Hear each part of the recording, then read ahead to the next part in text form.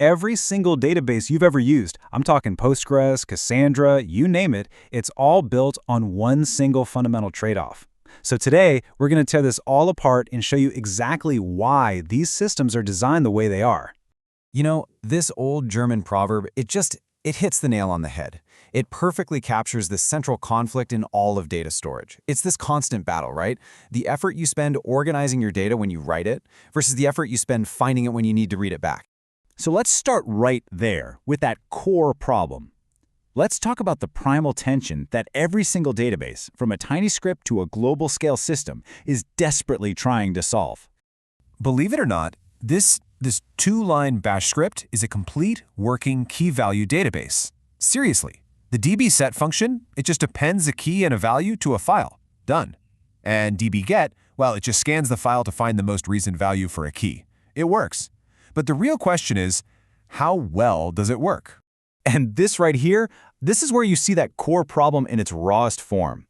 Writing data is blazing fast. It's an O of 1 operation. Why? Because just appending to a file is what storage hardware absolutely loves to do. But reading data? Oh, it's a catastrophe. An O of N operation. That means to find one little record, we have to scan the entire file from the beginning. This is the problem we're here to solve today. Okay, so how do we fix this disaster of a read performance without totally killing our amazing write speed? The answer, as you probably guessed, is an index. The simplest way to do this is with something called a hash index. Think of it like a cheat sheet or a table of contents for our data file. We just keep a hash map in memory that tells us the exact byte to jump to on the disk to find the value for any key we want.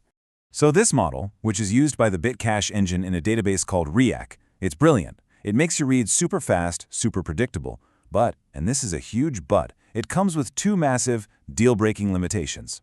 First, your entire set of keys has to fit in your computer's RAM. And second, since a hash map has no order, you can't ask for a range of keys, like say all the users between A and B.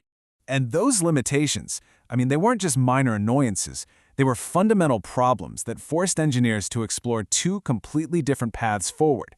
And this, right here, is the great fork in the road of storage engine design. So, the first path starts with a really simple but profound idea. A group of engineers basically said, okay, what if instead of just appending to our log file, we make sure the data inside that file is always sorted by its P? Well, that little change creates something called a sorted string table, or an SS table, and it unlocks a whole new world of possibilities. And this idea gives us the log structured merge tree, or LSM-Tree. So here's how it works. When a write comes in, it gets added to an in-memory table, called a mem table. Then, when that in-memory table gets full, bam, we flush it to disk as a brand new, perfectly sorted file. And then, in the background, there's this process that's constantly merging these smaller sorted files into bigger ones. This cleanup process is called compaction, and you have to understand this. It's absolutely essential for cleaning out old duplicate data. The whole system is just this ingenious way to take messy, random application writes and turn them into clean, sequential writes on disk. And look, this isn't some weird, niche academic idea. You've definitely used this architecture. It's the powerhouse engine inside some of the most write-intensive databases in the world. Systems like Cassandra, RocksDB, and even the search index that powers Elasticsearch. Okay, now for the other path. While the LSM-Tree folks were all about depending and merging, the B-Tree crowd went in a totally different direction. A B-Tree organizes data into these fixed-size blocks, or pages. And when you update a record, it finds that record's page on disk and just overwrites it right there, in place. And this leads to just breathtaking efficiency. Get this, a B-tree that's only 4 levels deep, just 4, can organize half a petabyte of data. And finding any single record in all of that, it always takes exactly 4 jumps on disk. 4. That incredible predictability is why B-trees have been the undefeated champion for 50 years, powering pretty much every relational database you've ever heard of, from PostgreSQL to MySQL. But that amazing read predictability comes at a price. And that price is called write amplification.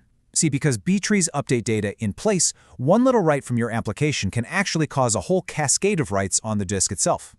This often adds up to way more I/O than an LSM-Tree, which, translates directly to a higher cloud bill and wearing out your expensive SSDs faster.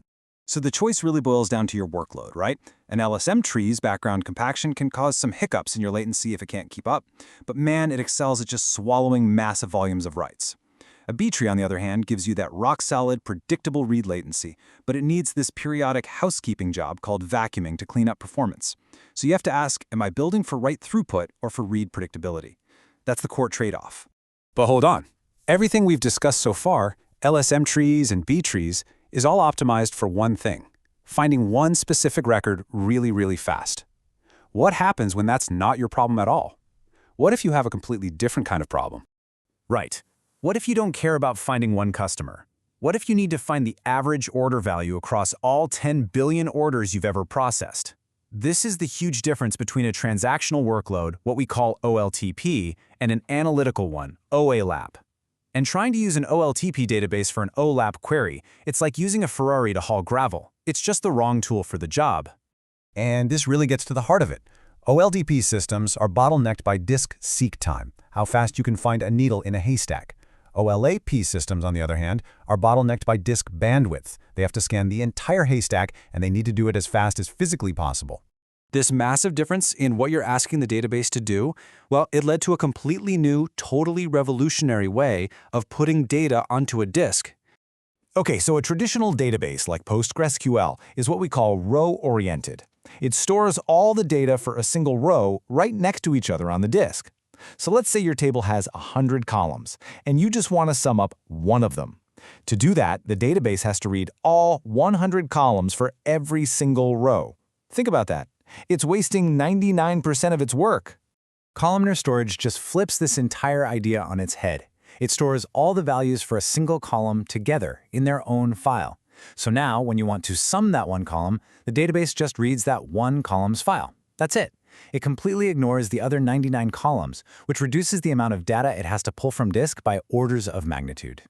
And this isn't just some neat little optimization. This right here is the core technology, the secret sauce that makes modern data warehouses possible. It's how systems like BigQuery and Snowflake can scan petabytes of data and give you an answer in seconds. Okay, wow. We have covered a ton of ground, so let's bring it all home. Let's pull everything together into one unified framework you can use to reason about any database you ever encounter. Look, it all comes down to this simple set of questions. First, is your workload transactional or is it analytical? If it's transactional, you're choosing between an LSM tree for those write-heavy fire hoses of data and a B tree for read-heavy apps where predictability is king. And if your workload is analytical, it's not even a question. You absolutely need a columnar engine. That is the fundamental choice that drives everything else. So, understanding these deep trade-offs, it's not just for database nerds. It is the real difference between just kind of guessing at your system design and being a deliberate engineer who builds things that actually scale. Now you know how they work. The real question is, which one is right for your next project?